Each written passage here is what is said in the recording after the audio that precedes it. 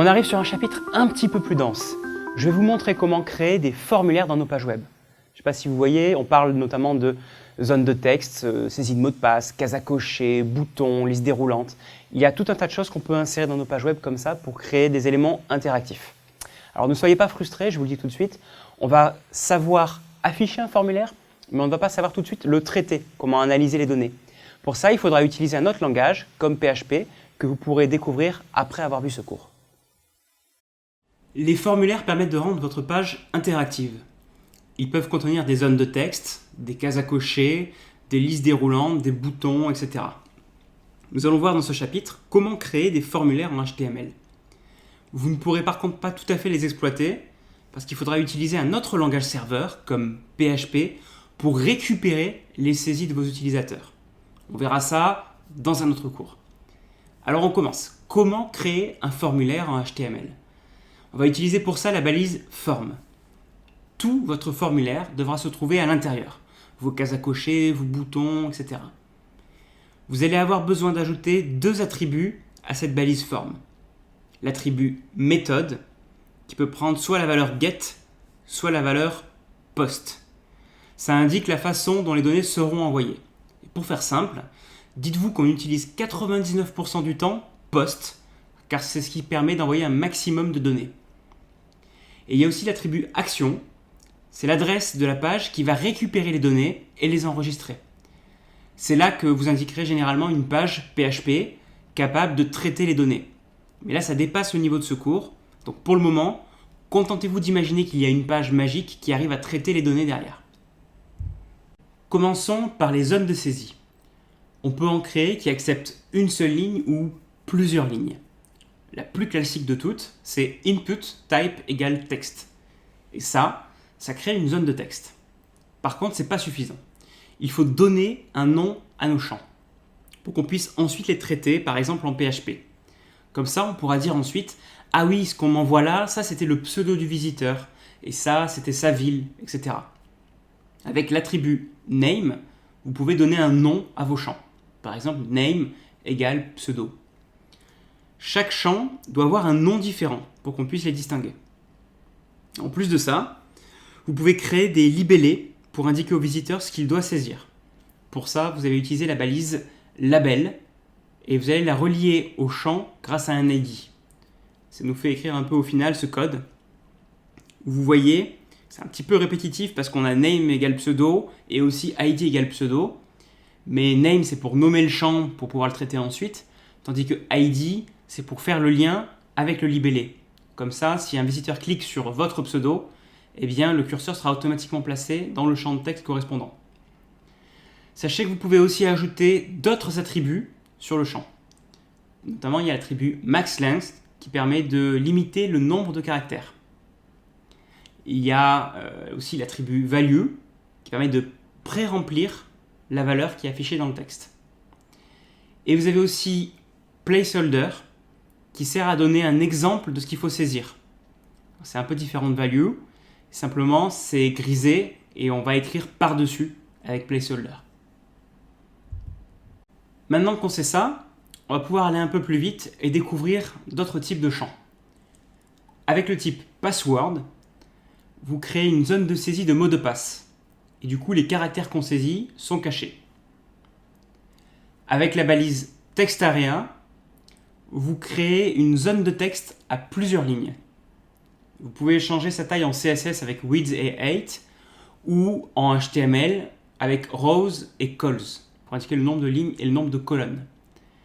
À l'intérieur de la balise textArea, vous pouvez, si vous voulez, pré-remplir le champ de texte. C'est un peu l'équivalent de l'attribut value pour les inputs. Avec le type email, le visiteur est supposé écrire un email. Alors on ne voit pas forcément de différence visuellement à l'écran, mais le navigateur peut indiquer à l'utilisateur qu'il a bien saisi un email grâce à ça. On a aussi le type URL. Cette fois, le visiteur devra saisir une adresse web. Avec le type tel, le visiteur doit saisir un numéro de téléphone. Avec le type number, le visiteur doit saisir un nombre.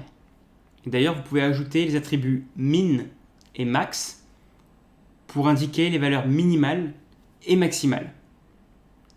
Et avec step, vous pouvez demander à ce que les nombres augmentent de 10 en 10, par exemple. Avec le type range, vous créez un curseur pour sélectionner un nombre. En fait, c'est pratiquement pareil que number, sauf que c'est un curseur visuel. Et donc, vous pouvez aussi utiliser les attributs min, max et step ici. Avec le type color, vous pouvez demander à sélectionner une couleur. Avec le type date, vous pouvez demander à sélectionner une date, évidemment. Et avec le type search, vous pouvez créer un champ de recherche. Mais visuellement, ça ne change pas grand-chose, mais c'est simplement pour indiquer au navigateur que ça, c'est un champ de recherche. Voilà, ça fait déjà pas mal de possibilités. Mais vous savez quoi, on n'a pas encore tout vu. Il en reste encore d'autres à voir. Vous pouvez créer des cases à cocher avec le type checkbox. Vous pouvez faire en sorte que la case soit cochée par défaut, si on veut, en lui ajoutant l'attribut checked. Donc voilà à quoi ça ressemble, une case à cocher, et notamment une case à cocher déjà cochée. Avec le type radio, cette fois, vous allez créer ce qu'on appelle des boutons radio, qui permettent de demander à une personne de sélectionner une valeur parmi plusieurs. Alors, il y a une petite particularité, c'est qu'il faut regrouper vos boutons radio en leur donnant le même nom, le même name, mais des valeurs différentes avec value pour les distinguer. Je vous donne un exemple, vous allez bien comprendre. Regardez cet exemple. En fait, vous avez deux groupes d'options ici. Chaque groupe partage le même nom. On a un groupe qui s'appelle âge et un autre qui s'appelle continent.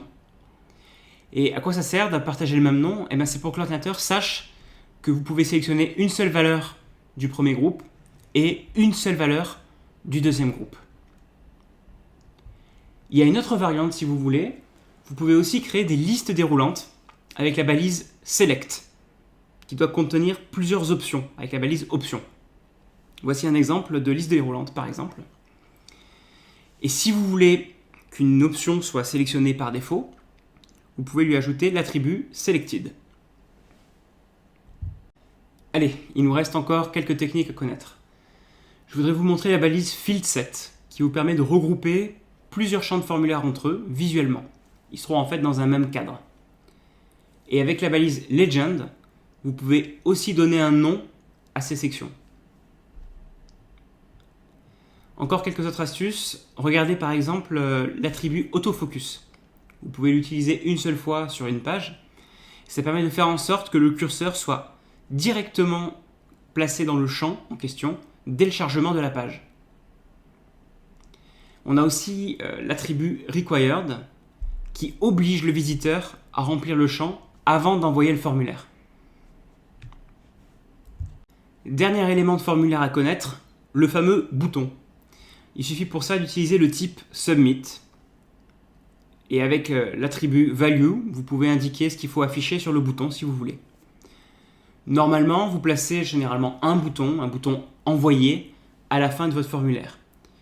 C'est lui qui va vous amener vers la page définie dans l'attribut action du formulaire. Par exemple, une page PHP. Alors, si vous cliquez dessus maintenant, on va vous dire que la page n'existe pas. Et oui, du coup, en fait, le chapitre va devoir s'arrêter là, parce que là, je ne peux pas vous parler de PHP, parce qu'on passerait à un autre langage.